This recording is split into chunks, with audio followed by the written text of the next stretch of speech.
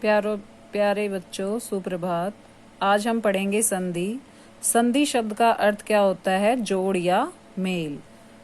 भाषा व्यवहार में जब दो या दो शब्द पास पास आते हैं तो पहले शब्द की अंतिम ध्वनि बाद वाले शब्द की पहली ध्वनि से मिलकर उसे प्रभावित करती है।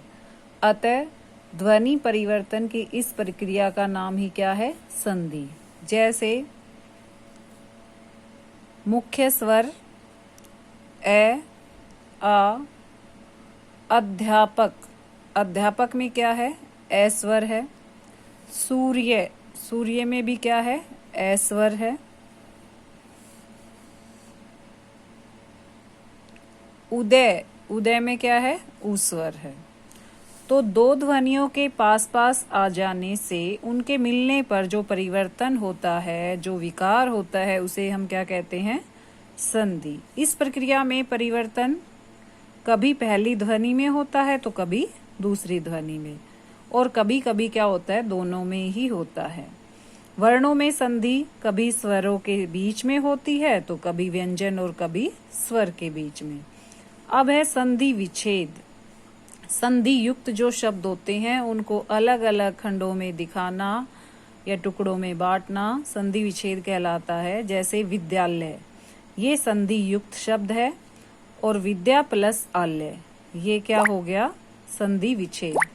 ऐसे ही दुर्जन, दु विसर्ग प्लस में जन।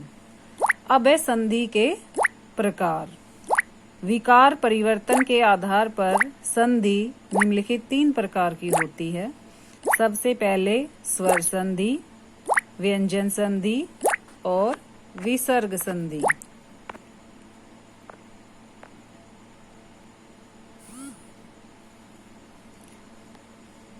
अब है स्वर संधि। जब दो स्वर वर्णों के परस्पर मेल से होने वाले विकार या परिवर्तन को हम क्या कहते हैं? स्वर संधि कहते हैं। जैसे प्लस के पहले भी क्या रहेगा? स्वर, और प्लस के बाद भी क्या रहेगा? स्वर। राम, म में क्या है? ए स्वर मिला हुआ है और प्लस ए, तो ए प्लस ए क्या बन जाता है? आ। तो ये बन गया राम अवतार। ऐसे ही गिरीश, छोटी गी और छोटी री, तो र पे ई की मात्रा है तो ई प्लस ई हो गया, तो ई प्लस ई क्या हो जाएगा? बड़ी ई। ऐसे ही प्र में ए प्लस ऊ। अब ए प्लस ऊ क्या होता है? ओ हो जाता है, तो यहाँ पर क्या हो गया? प्रोपकार। ऐसे ही यदि प्लस अपि, ई प्लस ई क्या हो जाएगा?